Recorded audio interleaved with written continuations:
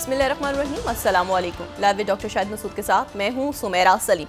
नाज़रीन, security forces ने खैबर पख्तूनख्वा के जिला बनू के इलाके कैंट में दहशतगर्द हमला नाकाम बनाकर 16 हमरा आवरों को हलाक कर दिया, जबकि शदीद झड़प के दौरान 5 फौजी शहीद हो गए। वज़ीर-ए-आज़म शहबाज शरीफ साहब की जानिब से कहा गया है कि अमरीकी सदर का बयान दहशतगर्दी के खिलाफ जंग में पाकिस्तान की कुर्बानियों का एतराफ़ है। अमरीका के साथ इलाकाई अमन इस्तेहकाम के लिए शराकतदारी जारी रहेगी। इसके अलावा भी दीगर मौज़ूआत पर आज हम गुफ्तगू करेंगे। स्टूडियो में हमारे साथ मौजूद है डॉक्टर शाहिद मसूद। अस्सलाम वालेकुम डॉक्टर साहब। वालेकुम जी, आपको डॉक्टर साहब, अमरीकी सदर का पाकिस्तान को इज़हार तशक्कुर कितनी अहमियत का हामिल है? क्या पाकिस्तान और अमरीका के जो ताल्लुकात हैं उसमें एक नया मोड़ साबित होगा? नहीं, कोई नया मोड़ तो मेरा ख्याल है कि अभी उसमें देर है किसी नए मोड़ में। मेरा ख्याल है कि एक बर्फ़ जो ताल्लुकात में जमी हमें नज़र आ रही थी कुछ अरसे से, वो बर्फ़ पिघली है। सही। और ये जो यानी दो वाक़यात हैं, दोनों को मैं अपनी अपनी जगह अलग से लेता हूँ। मैं उस वाक़े को ज़्यादा अहमियत दे रहा हूँ जो बन्नू के अंदर दहशतगर्दी का वाक़या हुआ, और ये हार्डकोर टेररिज्म का दोबारा उठना जो है, और उसमें वो पाकिस्तान की एक कांस्टेंट, हर मुल्क का एक कांस्टेंट, कुछ चीज़ें होती हैं कांस्टेंट चलती हैं, इकॉनमी, सोशल अनरेस्ट को कैसे आपने ठीक करना है, टेररिज्म को कैसे करना है, तो ये कांस्टेंट इकॉनमी सारे, तो वो जो एक हमारा स्पाइक आया हुआ है इस वक्त टेररिज्म का, वो बड़ा तशवीशनाक है। उसमें शहादतें भी हो रही हैं और ये ख़ुद का हमलावर भी जा रहे हैं मुख्तलिफ जगहों पे, और उसमें वो सारा मामला। दूसरी बात जो है वो प्रेसिडेंट ट्रंप की, अब मैं दूसरे नंबर पे प्रेसिडेंट ट्रंप के उस बात को रखता हूँ, क्योंकि एक तो है ना हमारा अंदरूनी मामला है और बड़ा ये तशवीशनाक है कि दहशतगर्दी इस तरह से हो रही है, उसमें शहीद भी हो रहे हैं हमारे जवान। दूसरा जो इशू है वो ये है कि प्रेसिडेंट ट्रंप ने जो स्पीच की अपनी, काफ़ी लंबी स्पीच थी उनकी, जो है वो 1 घंटा 40 मिनट की उनकी स्पीच थी, और वो स्पीच में उनकी जब वो आए तो डेमोक्रेट्स ने हंगामा किया, और कुछ डेमोक्रेट्स पिंक ड्रेस में, पिंक अलामत ये ड्रेस में थे, वो ख़वातीन के राइट्स के हवाले से, कुछ ने येलो और ब्लू कपड़े पहने हुए थे डेमोक्रेट्स ने, कि वो एहतजाज कर रहे थे यूक्रेन के हवाले से, यूक्रेन का जो उनका जो सिंबल है, और कुछ ने जो है वो इलॉन मस्क के ख़िलाफ़ प्ले कार्ड उठाए हुए थे, तो वो एक हंगामा सा वहाँ पे हो रहा था। लेकिन यह है कि प्रेसिडेंट ट्रंप ने ये अपने 36 दिन मुकम्मल होने के बाद जो है अपने हलफबर्दारी के 36 दिन के बाद उन्होंने खिताब किया, और इस खिताब के दौरान फिर वो एक एहतजाज हो रहा था, जो एल ग्रीन है शायद, उनको सार्जेंट आर्म्स के ने बाहर भी निकाल दिया, किक आउट किया वहाँ से, और बहुत सारी उसमें उन्होंने बातें की, दाखिली अमूर पे भी की और ख़ारजी अमूर पे भी की।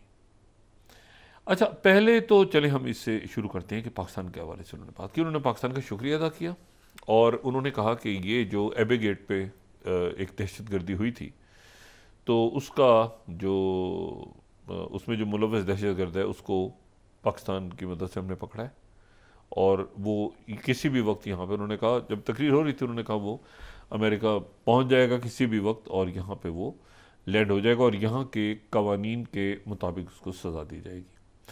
अब वहाँ के जो ज़राए अब्लाग ने फिर उसके बाद उसकी तफसील हमारे सामने लेकर आए, और उसमें पता चला कि उनके जो CIA चीफ़ हैं और उनकी जो अटॉर्नी जनरल हैं और कैश पटेल जो हैं, वो उन्होंने DGISI के साथ वो राब्ते में थे, जनरल आसिम मलिक के साथ, और उसमें FBI और ISI और बाकी अदारों की कोलैबोरेशन से ये बंदा पकड़ के, और उसमें इस बात को यकीनी बनाना भी था कि ये जो उनका कांग्रेस का खिताब है उसमें ये अनाउंसमेंट हो जाए, क्योंकि आप देखें कि उसमें जो बाहर की दुनिया में उन्होंने क्या किया है अभी तक, वो सारा फ्लूइड है। यानी प्रेसिडेंट ट्रंप ने जो अपनी तकरीर में बाहर की दुनिया के हवाले से, एक तो दाखिली अमूर पे उन्होंने बात की, इन्फ्लेशन कम हो रही है, अब ये वो, एक बच्चा उन्होंने बताया कि उसको कैंसर हो गया था, और वो दोबारा उसको उन्होंने कहा कि सीक्रेट सर्विस का मैं उसको एजेंट बना रहा हूँ, और जैसे होता है कि लोकल आप लोग खुश होते हैं, और फिर ये कि यहाँ पे जॉब्स आएंगी, ये होगा। एक तो उनका था वो मामला जो कि उनके अपना उनका वोट बैंक है, उससे वो मुखातिब थे। एक ये था कि दुनिया के हवाले से बात हो रही, तो दुनिया के हवाले में बाकी सारी बातें फ्लूइड हैं।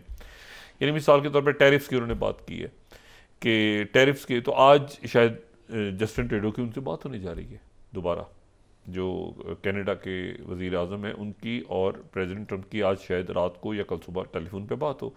तो वो सारे मामला फ्लूइड हैं। जो सॉलिड बात थी वो ये थी कि एक बंदा उन्होंने पकड़ा और वो लेकर आ गए पाकिस्तान की मदद से। चाइना के ऊपर टैरिफ, मैक्सिको की बात की उन्होंने, वगैरह वगैरह सारी बातें, यूक्रेन के हवाले से बात की। अच्छा, अब इसके हवाले से जो डिटेल्स हैं, एक तो वो डिटेल्स हैं जो मीडिया ने और बाकी जगहों पे कोट हुई, लेकिन जो उनका ऑफिशियल स्टेटमेंट आया है वो अगर हम उस पर नज़र डालें, अभी अमेरिका का यूनाइटेड स्टेट्स अरेस्ट IS के खुरस, यानी जो अगर हम इसको दिखा सके स्क्रीन पे थोड़ा सा बड़ा करके तो ज़्यादा बेहतर होगा। अच्छा, उसमें यह है कि ये जो प्रेस स्टेटमेंट है, अगर तैयार है हमारे पास, अगर तैयार है तो हम उसको दिखा दें। अच्छा जी, तो ये इसमें जो है वो ये कहते हैं कि 2 मार्च 2025, ठीक है ना, ये जो है शरीफुल्लाह, जिसका नाम जाफ़र भी है, ये है terrorist organisation Islamic State of Iraq and Iraq Sham, वो IS है, तो खुरसान प्रोविंस, और उसने कंस्पिरेसी की मटेरियल प्रोवाइड किया, ये वायलेशन हुई, ये हुआ, इसको अरेस्ट कर लिया गया। एक्सपेक्टेड ये अपीयर होगा 5 मार्च को ईस्टर्न डिस्ट्रिक्ट वर्जीनिया में। ये जो ईवल IS के टेररिस्ट है, ये ऑर्केस्ट्रेटेड, इसने ब्रूटल मर्डर किया 13 हीरोइक मैरीन्स का। आज इसमें 200 के करीब और लोग भी जानों से चले गए थे गालिबन। लेकिन बहरहाल ये अटॉर्नी जनरल जो पेमला बोंदी है उन्होंने बयान दिया है। फिर उसके बाद प्रेसिडेंट ट्रंप की स्ट्रॉन्ग लीडरशिप में ये इस बंदे को पकड़ा गया है और कोई सेफ हेवन नहीं है, कोई चांस नहीं है, कोई दुश्मन नहीं है, वगैरह वगैरह। फिर उसके बाद वो कह रहे हैं कि FBI ने, CIA ने, हमने सिक्योर किया उसकी अप्रीहेंशन को, US लेकर आए ताकि वो जस्टिस यहाँ पे उसको वो देखे, जो भी जस्टिस उसके साथ होगा, और हंट डाउन किया जाएगा वॉरियर्स को जो जिन लोगों ने कत्ल किया, वगैरह वगैरह, और जस्टिस पे उनको लाया जाएगा। अच्छा, और ये है कि ये जो है इसका बैकग्राउंड फिर वो बता रहे हैं कि ये 26 अगस्त को, अच्छा इसको यही रखिएगा स्लाइड को, मैं बताऊँ 15 अगस्त को 2021 को काबुल में आ गए थे तालिबान, और उसके बाद सारे लोग जमा होने शुरू हो गए थे हामिद करज़ी इंटरनेशनल एयरपोर्ट पे। वही जगह एग्जिट की खुली रह गई थी, एबी गेट जो है वो मेन एंट्री पॉइंट था। अब ये है कि थाउजेंड्स ऑफ सिविलियंस वहाँ पे जमा थे इवैक्यूएशन के लिए। फिर वो आगे बयान कर रहे हैं कि 5:36 पे ये जो है दाइश का जो मेंबर है अब्दुर्रहमान अल लोगरी, ये खुदकुश हमलावर था, खुदकुश हमलावर तो मारा गया, ये अमेरिकन जो स्टेटमेंट है इसके मुताबिक। और उसने 160 सिविलियन, सॉरी इनकी फिगर है 160, मेरी शायद इतला थी कि 200 के करीब। बहरहाल ये 13 सिविल उनके मारे गए। और फिर इंटरव्यू हुआ तो उसमें जो है वो शरीफुल्लाह ने एडमिट किया कि उन्होंने एबी गेट पे अटैक किया था शरीफुल्लाह ने। और फिर उसने जो है वो ये पूरी उसकी फिर डिटेल्स हैं, चेक पॉइंट्स आगे पीछे ना है, ये पूरा अमेरिकन ने बताया। लेकिन इसमें एक और बात जो इम्पोर्टेंट है वो ये है कि ये जो है इसने 2016 को FBI ने बताया कि इससे पहले भी वो कई जगहों पे अटैक कर चुका है। और फिर उसने, दाइश ने क्लेम किया कैनेडियन एम्बेसी में भी कर चुका है ये अटैक, ठीक है, 10 गार्ड्स को उसने मारा है। अच्छा, ये दाइश का जिक्र हो रहा है, ये दाइश का जिक्र हो रहा है ओवरऑल, ठीक है। शरीफुल्लाह ने जो है कंडक्ट की सर्विलेंस के उस सुसाइड बॉम्बर को, जो 2016 में दाइश की एक्टिविटीज़ हैं उसके ऊपर उन्होंने बात की। और इसमें फिर मॉस्को का भी जिक्र हुआ है कहीं। अगर हम इसमें आगे चलें तो ये जो स्टेटमेंट अमेरिका की है उसमें ये 2024 में दाइश के लोगों ने मॉस्को के नज़दीक भी कोरकस सिटी हॉल, अच्छा ये कोरकस सिटी हॉल पे जो अटैक हुआ था इसके बारे में जो रशियंस हैं उनका कहना ये था कि यूक्रेनियंस ने किया, लेकिन ये अमेरिका कह रहा है कि ये दाइश ने किया था। वहाँ से हमने इसको कवर किया था 2024 में, तो उनका ये ख्याल था कि शायद ये यूक्रेन या CIA का कोई बार, इन्होंने कहा है कि वो दाइश थी। उसमें 130 लोग जानों से चले गए थे। रशियन अथॉरिटीज़ जो हैं वो उसको उनका पीछा कर रही थी। और FBI के साथ जब हुआ ये फिर पूरी इन्होंने बात आगे की, अटॉर्नी जनरल्स की आगे पीछे वो पूरी उसकी डिटेल बताई है। और ये अमेरिका की ये कल की तकरीर में आप समझ लें कि जो क्लोज हुई ना चीज़, जिस चीज़ को क्लोज किया उन्होंने, वो ये है कि बंदा हमने पकड़ लिया। बाकी चीज़ें फ्लूइड हैं सारी। फ्लूइड इसलिए है कि जब ये तकरीर कर रहे थे तो इन्होंने ख़त निकाला और लहराया, और ख़त निकाल के इन्होंने लहराया, और वो ख़त था ज़ेलेंस्की का। अच्छा, ज़ेलेंस्की का ख़त था और इन्होंने ये कहा कि ज़ेलेंस्की से हमारी बात चल रही है, और साथ ही जब ये ख़त लहरा रहे थे तो उस वक्त ये हुआ कि ज़ेलेंस्की ने सोशल मीडिया पे पोस्ट कर दी। उसी टाइमिंग्स तकरीबन वही है कि जब ये तकरीर कर रहे हैं तो ज़ेलेंस्की जो है वो ट्वीट कर रहा है, एक्स पे पोस्ट कर रहा है। अब वो एक्स हम पोस्ट अगर देख सकें तो अगर हम उसकी बड़ी स्क्रीन पर दिखाएं काइंडली, तो उसमें जो है वो कह रहा है कि जी हम we are very grateful to United States for all this support. अच्छा, और फिर उसके बाद जो है वो कह रहा है कि I am thankful to president Trump, और फिर वो कह रहा है कि जी कांग्रेस के भी शुक्रगुजार हैं, बाईपार्टीजन सपोर्ट हुई है अमेरिकन पीपल की, लोगों की, ये 3 साल तक जो जंग होती रही। फिर उसके बाद वो ये कह रहा है कि जी अगर सेकंड हम देखें हमारी अमेरिका से, ये पै दर पै उसके ट्वीट्स हैं, हमारी रिलेशनशिप बड़ी मजबूत है, प्रेसिडेंट जो हैं वो जो है वो American president more than just two leaders, और हिस्टोरिकल रिलेशनशिप है, सॉलिड बॉन्ड है लोगों का, वगैरह वगैरह वगैरह वगैरह करते करते करते फिर उसने तीसरा एक ट्वीट किया, American people help save our people, humans and human rights पहले आते हैं, मैं थैंकफुल हूँ, मैं स्ट्रॉन्ग रिलेशन चाहता हूँ, मैं होप करता हूँ कि ये जो है ये उनके साथ ताल्लुकात बेहतर हो जाएंगे। फिर उसके बाद चौथा, we continue with partner, we have already had talks वगैरह वगैरह वगैरह वगैरह करते, पीस, रियल पीस हम चाहते हैं, यूक्रेनियंस वांट मोस्ट, बिकॉज हमारे शहर तबाह हो गए हैं, ये वो सारा वो कर करा के अमेरिका के, यूरोपियन पार्टनर्स के वगैरह वगैरह, ये उन्होंने साथ साथ ट्वीट किया। और प्रेसिडेंट ट्रंप ने एक लेटर निकाल के लहराया और उसमें उन्होंने कहा कि मेरी बात चल रही है ज़ेलेंस्की के साथ और ये मुआहदा साइन होगा। अच्छा, अब 2-3 बातें उन्होंने की। एक तो उन्होंने कहा कि ग्रीनलैंड जो है वो हमारा होगा,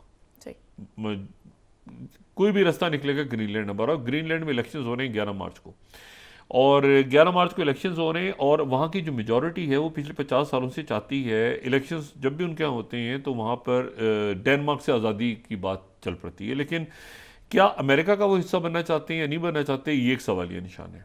तो वहाँ पर दो मुतजाद बातें, एक तो ये कि आज़ादी हमें डेनमार्क से चाहिए, लेकिन क्या अमेरिका का हिस्सा बनने नहीं बनना, अभी वहाँ पे अबूरी हुकूमत है।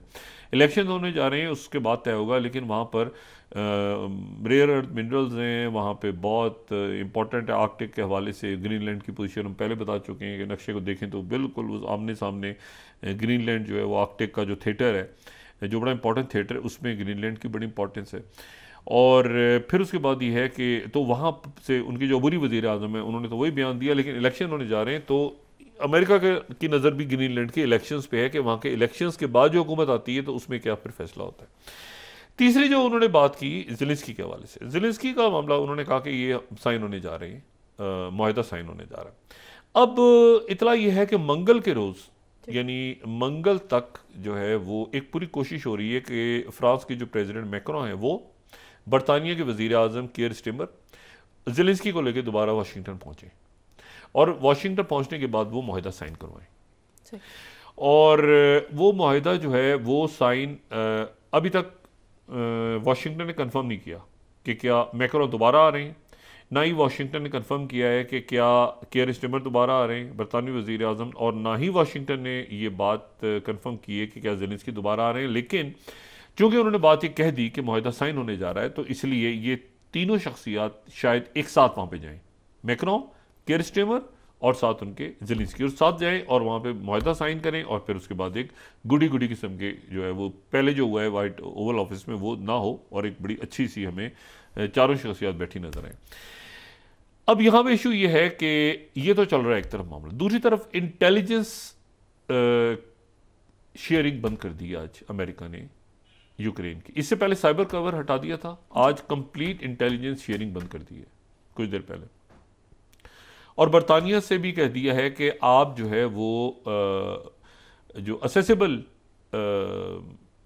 इंफॉर्मेशन है यूक्रेन से मुतल्लिक, वो बरतानिया जो है वो नहीं देगा यूक्रेन को, क्योंकि बीइंग अ 5 आइज मेंबर और बरतानिया और अमेरिका के दरमियान जो इंटेल की मालूमात हैं, उन्होंने बरतानिया को पाबंद की है कि आप जो हैं ये मालूमात नहीं देंगे। यानी यूक्रेन जो है एक तरह से बिल्कुल इस वक्त प्रेसिडेंट पुतिन और रशिया का मज़ीद हमले हैं और मज़ीद वो जगह उनके पास जा रही हैं और निकलता जा रहा है यूक्रेन तेज़ी के साथ। लेकिन उन्होंने आज जो है वो इंटेलिजेंस कवर भी उठा लिया। इससे पहले उन्होंने साइबर का कवर उठा लिया था। इससे पहले उन्होंने फ़ौजी इमदाद बंद कर दी थी और आज उन्होंने जो है वो इंटेलिजेंस कवर भी उठा लिया है। ये मैं 9th कोट कर रहा हूँ, US cuts of intelligence sharing with Ukraine. Intelligence sharing ख़त्म होने का मतलब ये हो गया कि मुकम्मल तौर पे जो रियल टाइम इंटेलिजेंस है, इंफ्रास्ट्रक्चर कहाँ आ रहा है, कहाँ से उनके वेपन्स हैं, कहाँ से उनकी जो है वो मूवमेंट्स हो रही हैं, कहाँ पे अटैक करना है, कहाँ पे अटैक नहीं करना, क्या होना है, मतलब एड भी बंद हो गई, साइबर कवर भी ख़त्म हो गया। और साथ ही ये बात मैं पहले भी कह चुका हूँ कि इलॉन मस्क की धमकी दे रहे हैं, कई दफ़ा कह चुके हैं कि मैं कंप्लीट इंटरनेट काट दूंगा।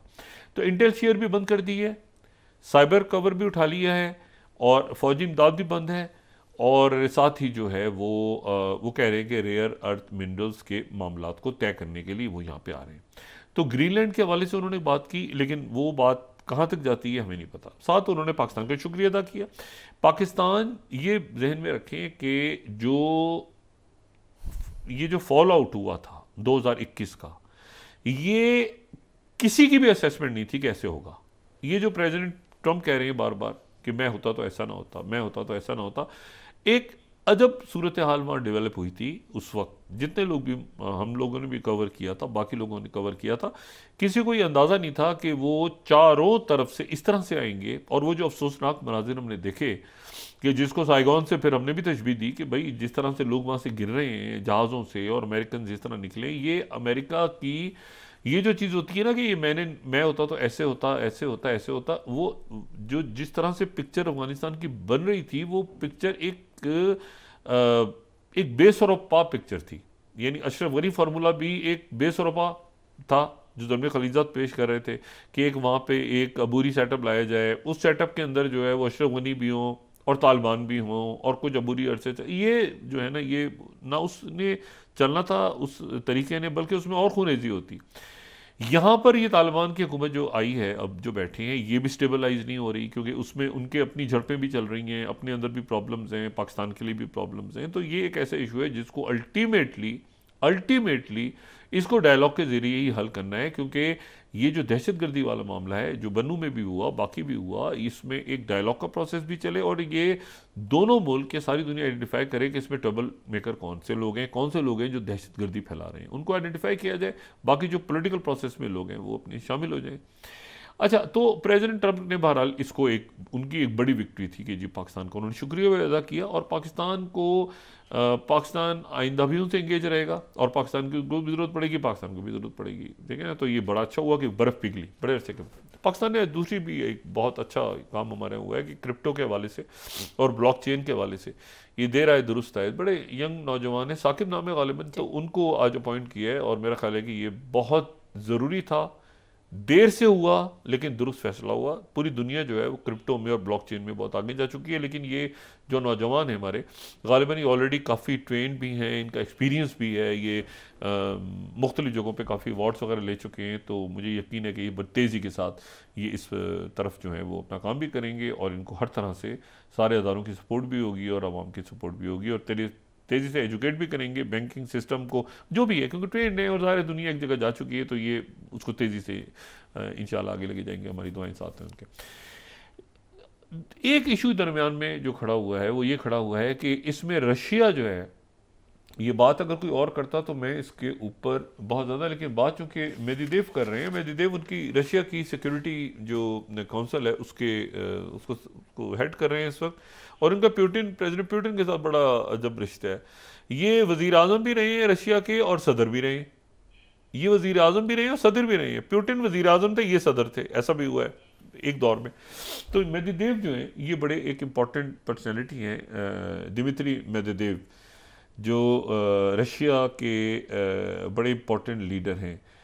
उनका जो स्टेटमेंट है अभी कुछ देर पहले, उन्होंने ये बात की है कि ये एग्रीमेंट, अच्छा अभी तक वो क्लैरिटी नहीं है, यानी दोनों तरफ से शक है, या तो ये अमन कायम होगा, अच्छा ये तो गया ना, यूक्रेन तो बीच में फारिग, तब इसको कोई इंटरेस्ट नहीं है ज़ेलेंस्की को अपने मुल्क से, ये पैसा बनाओ, करप्शन, पैसा खाओ, ये करो, वो करो, फलां करो, ये इसको कोई इंटरेस्ट नहीं है ज़ेलेंस्की को। ये अपने ना मुल्क का ना लीडर है, ना इसको इंटरेस्ट है कि मुल्क में जंगबंदी हो, बल्कि जितनी जंग चलेगी आगे उतना इसका काम भी चलेगा।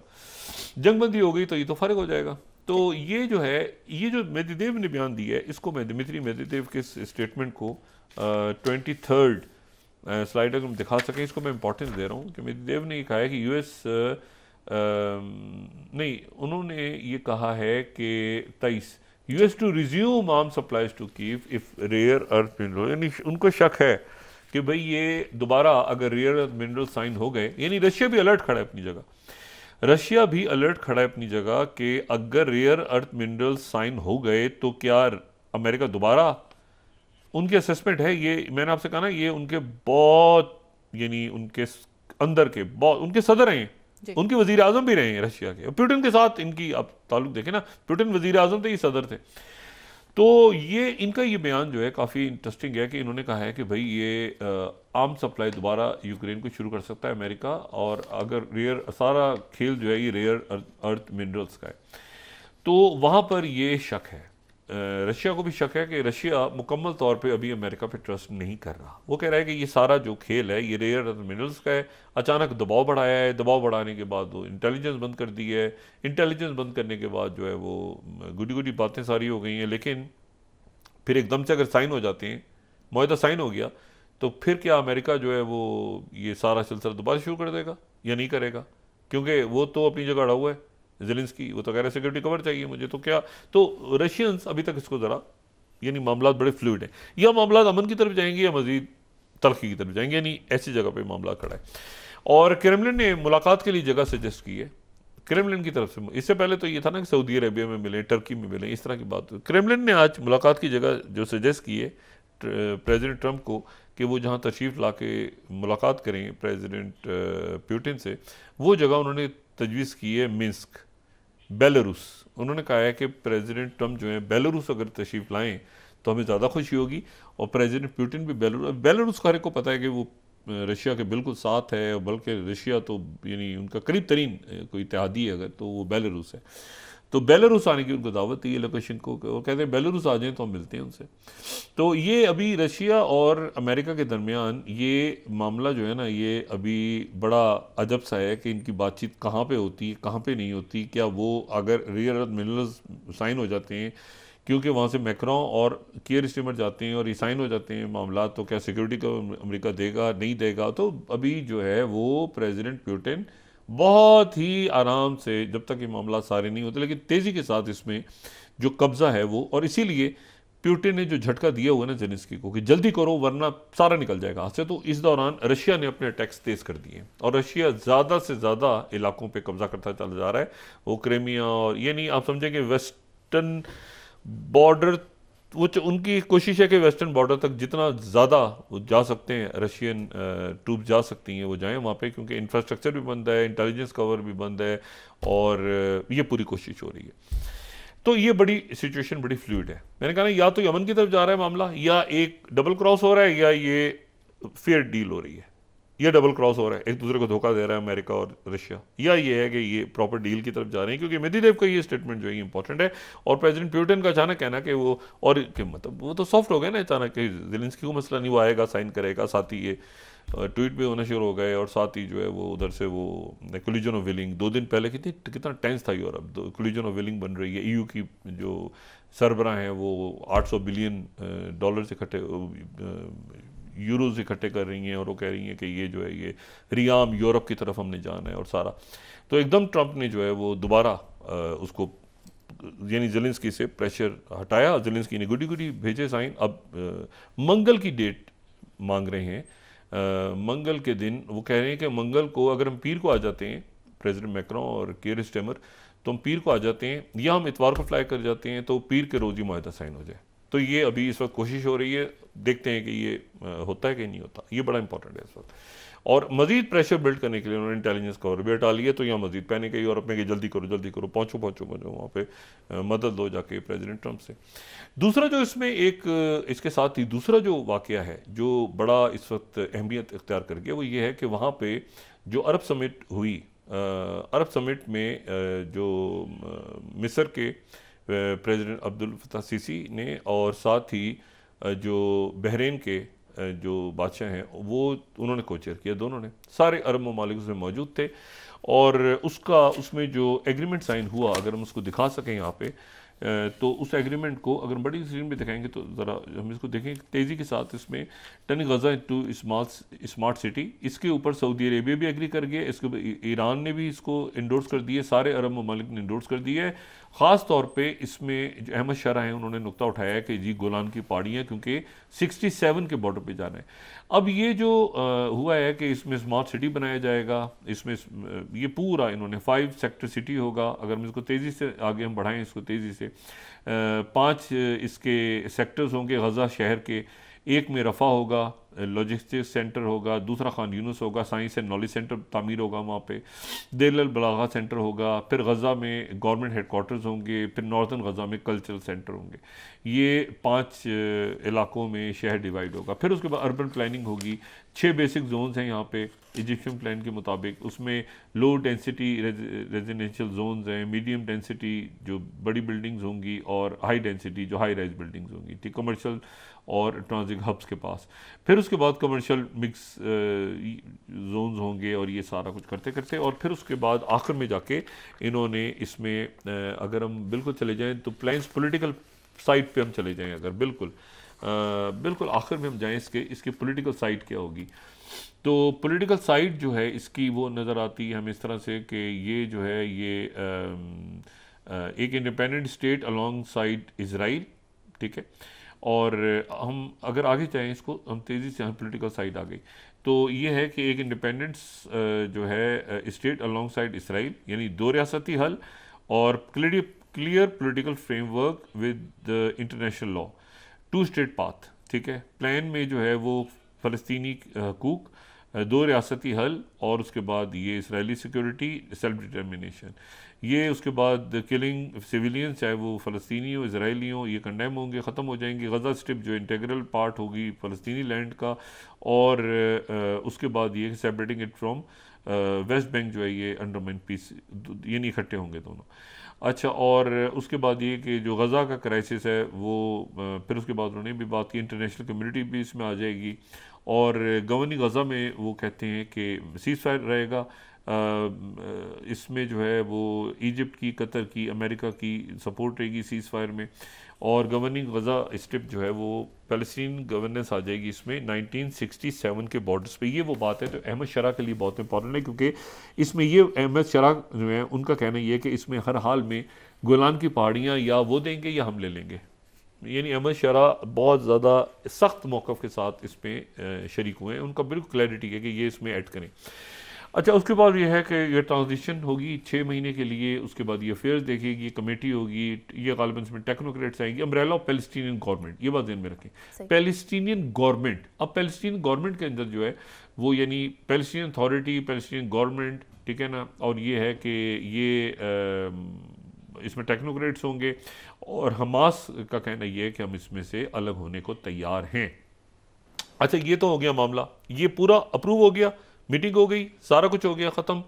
और उसके बाद इन्होंने ये जो प्लान है इसको सऊदी अरेबिया ने भी इंडोर्स कर दिया, इसको ईरान ने भी इंडोर्स कर दिया, इसको बहरीन ने, कोवैत ने, सारे अरब ममालिक ने इसको इंडोर्स कर दिया, और इसको पेश कर दिया है अमेरिका के सामने और दुनिया के सामने। लेकिन उससे पहले एक OIC का इजलास भी होगा, गालिबन एक OIC का इजलास भी होगा। यूनाइटेड ये जो है ये सिक्योरिटी काउंसिल रेजोल्यूशन होगी, इंटरनेशनल प्रेशर टेरिटरीज पे, ये पूरा इन्होंने अपना प्लान, वो जो कह रहे थे ना कि ये पेश करें।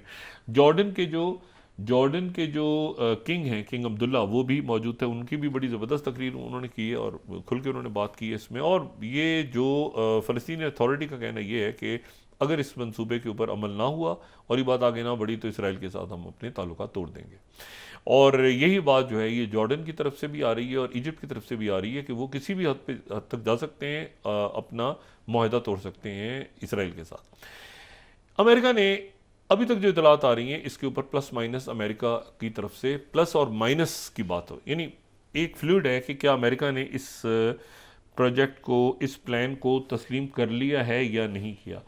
कुछ अमेरिकन ज़रा ये कह रहे हैं कि इजिप्ट के इस प्लान को, जिसको सऊदी अरेबिया ने इंडोर्स कर दिया, जिसको इंडोर्स कर दिया सऊदी अरेबिया ने, जिसको UAE ने इंडोर्स कर दिया, जिसको सारे मुल्कों ने, इजिप्ट ने, सब ने, उन्होंने कहा कि जी आप एक पैरेलल प्लान लेकर आए, उन्होंने प्लान पेश कर दिया है। अब वहाँ से ये बात हो रही है कि शायद अमेरिका जो है इस प्लान को अमेरिका मुस्तरद अमेरिका ने कर दी है। अच्छा, अमेरिका ने अगर इसको मुस्तरद कर दी है तो फिर ये जो सूरत हाल है ये एक ख़राबी की तरफ चली जाएगी। अगर अमेरिका इसको मुस्तरद करता है तो फिर ये सूरत हाल जो है ये ख़राबी की तरफ चली जाएगी। और ख़ास तौर पे एक और मामला एक और मामला टर्की के जो सीरिया का नॉर्दर्न साइड है, पीकेके के हवाले से जो टर्की का माहिदा हुआ था, वहाँ पर भी एक नई तलखी जन्म ले रही है। वफ़ा ने उसके बाद बात करते हैं। नाज़रीन वापस आते हैं छोटे से ब्रेक के बाद।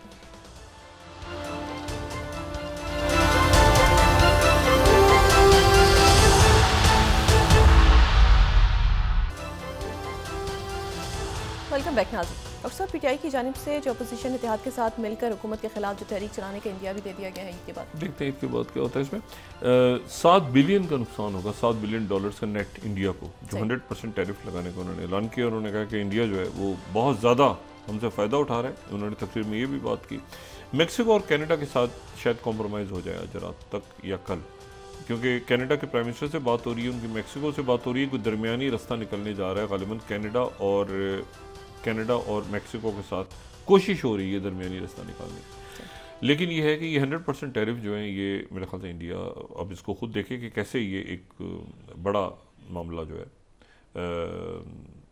उनकी तिजारत जो है वो अमेरिका के साथ किस तरह से आगे चल के क्या रुख लेती है। अच्छा, एक जो मैंने आपसे कहा ना कि वहाँ पर यूक्रेन में भी एक दरमियान में ये ज़ेलेंस्की की तरफ से अचानक और अमेरिका की तरफ से अचानक खत कि जी ज़ेलेंस्की के साथ माहिदा हम कर रहे हैं, वो अगले हफ्ते आ रहा है, वो करेगा। और साथ ही सॉफ्ट हो गए वो ज़ेलेंस्की पे, और साथ ही ज़ेलेंस्की साहब ने पूरी कतार भेजी। और ये कोशिश हो रही है मैक्रोन और कीर स्टारमर और जो ज़ेलेंस्की दोबारा जाएँ ट्रम्प से मिलने। तो ये एक बड़ी इंटरेस्टिंग डेवलपमेंट होगी। इसको रशिया जो है वो देख रहा है बड़े तरीके से। रशिया बहुत ज़्यादा आगे गया भी नहीं, ये सारे मामला हुई थे कि प्रेसिडेंट ट्रम्प की तरफ से कोशिश है जंग ख़त्म करने की सारी, लेकिन रशिया अलर्ट है इस वक्त। दूसरी जो बात है वो ये है कि म्यांमार के जो मैंने आपसे कहा था कि वहाँ पे जो फ़ौज उनके जो फ़ौजी मिलिट्री जनता या जो भी उनकी हुकूमत म्यांमार में बनी हुई है, उनके जो प्रेसिडेंट जब गए, उनकी मुलाकात हुई प्रेसिडेंट पुतिन के साथ। वो मुलाकात जो है वो मुलाकात इंपॉर्टेंट है। द नेशन 30 अगर मैं यहाँ पे दिखाऊँ तो रशिया और म्यांमार के दरमियान एग्रीमेंट हुआ है स्मॉल स्केल न्यूक्लियर के ऊपर, ठीक है। ये जो है न्यूक्लियर प्लांट कंस्ट्रक्शन के ऊपर इनका माहिदा हो गया। तो इसको इस पे नज़र रखना ज़रूरी है। म्यांमार और रशिया के ताल्लुकात बहुत बड़े हैं। ये ध्यान में रखें कि म्यांमार की ये हुकूमत चाइना के बहुत करीब है। तो चाइना, रशिया, म्यांमार, ये सारे मामलात वो हैं जो कि फिर उस तरफ इंडिया का जो वेस्ट ईस्टर्न साइड है उस पे, क्योंकि मैंने आपसे कहा था ना कि वो AA जो है अरकान आर्मी, उसके भी 2 हिस्से हैं आगे। तो एक कॉम्प्लेक्स वहाँ पे सिनेरियो, बहुत पेचीदा सूरत हाल है जिसमें म्यांमार और बांग्लादेश और ये सारे मामला। तो इंडिया के लिए वहाँ पे एक सिक्योरिटी कंसर्न है जो ज़्यादा इंपॉर्टेंट है बनस्बत इधर पाकिस्तान के सिक्योरिटी कंसर्न्स के। तो अपनी तवज्जो उधर रखें, हम मशवरा दे सकते हैं। वो मणिपुर के सीएम को उन्होंने देर से हटाया, पहले हटा देते शायद मणिपुर के हालात बेहतर हो जाते। तो उधर जो सूरत हाल डेवलप हो रही है उस पर नज़र रखें। और फिर ये अच्छा, इसी दौरान जो है वो उनकी तरफ से अब इन्होंने अरब ममालिक ने अपना प्रोग्राम पेश कर दिया। उसको CNN ये कह रहा है कि वो जो है, और इजिप्ट का मीडिया भी ये कोट कर रहा है कि वो जो है वो मुस्तरद कर दिया अमेरिका ने। अच्छा, ये जो मुस्तरद करने वाली बात है ना, अगर तो ये बात दुरुस्त है, ज़रा सी भी दुरुस्त है, तो ये ध्यान में रखें कि इसको आज अगर अमेरिका ने इसको मुस्तरद कर दिया तो उसको मुस्तरद किए जाने से पहले इसको सऊदी अरेबिया ने इसको इंडोर्स कर दिया था। और इस प्लान को उन्होंने इस तरह से किया था कि उनकी कैबिनेट के इजलास में बाकायदा ये इंडोर्स हुआ था। हम यहाँ पे अरब न्यूज़ हो वो भी दिखा सकते हैं, हम ये 26 अल अरबिया को भी दिखा सकते हैं। सऊदी अरेबिया ने भी इसको इंडोर्स कर दिया था, और सऊदी अरेबिया ने इसको इंडोर्स किया था, और साथ ही बाकी मुल्कों ने भी इसको इंडोर्स कर दिया था, सारे मुल्कों ने। और इसको जो है वो हम 10 देखें तो फाइनेंशियल टाइम्स ने, अरब स्टेट्स ने, सब ने इसको इंडोर्स कर दिया था इस प्लान को ऑल्टरनेट। प्रेस टीवी ईरान का कह रहा है कि जी हमास ने भी वेलकम किया था गज़ा रिकन्स्ट्रक्शन प्लान को अडॉप्टेड, यानी हमास ने भी इस प्लान को इंडोर्स कर दिया था, प्रेस टीवी जो ईरान का है। अब इसको अगर वो मुस्तरद करते हैं तो एक नई पिक्चर डेवलप होगी सामने कि वो पिक्चर क्या होगी मैं नहीं जानता। अच्छा, फिर जॉर्डन टाइम्स हम देखें 15 तो किंग अब्दुल्ला ने भी जॉर्डन के इसको इंडोर्स कर दिया था और इसको जो है वो सारे ही लोगों ने कर दिया। तो टर्की की जो सूरत हाल है, मैं उसको प्रोग्राम का वक्त अब हो रहा है, मैं थोड़ी सी बताऊँ। टर्की में वो जो पीके के सीरिया है वो यानी पीके के जो काम कर रही है या जो एक्टिव थी टर्की में, उसने तो हथियार डाल दिए हैं, लेकिन जो सीरिया में उनका विंग है शायद वो हथियार नहीं डाल रहा। वो कह रहा है कि हम अपना पंगा करते रहेंगे।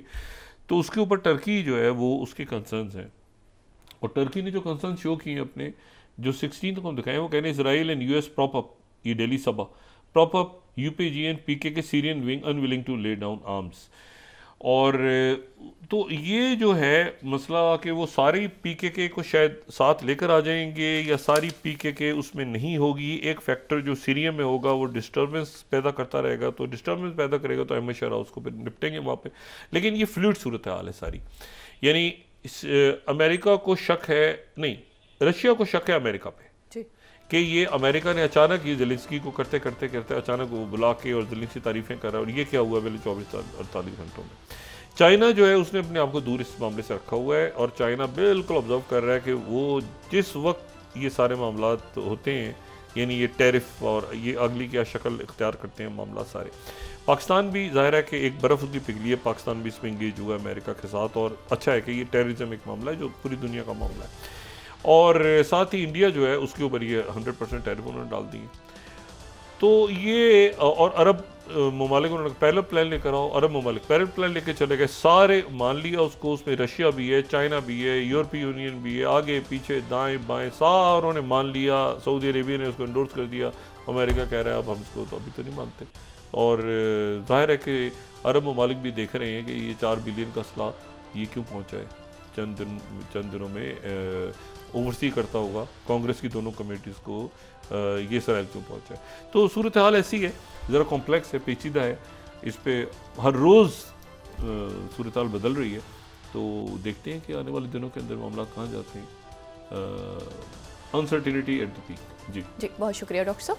नाज़रीन, इसके साथ ही आज का प्रोग्राम अपने इख्तिताम को पहुंचा। मुझे सुमेरा सलीम को इजाज़त दीजिए। अल्लाह ने के बाद डॉक्टर साहब अपना दोस्तों रिश्तेदारों गिरदोनवा के लोगों का सब ख्याल रखिएगा। अल्लाह हाफ़िज़।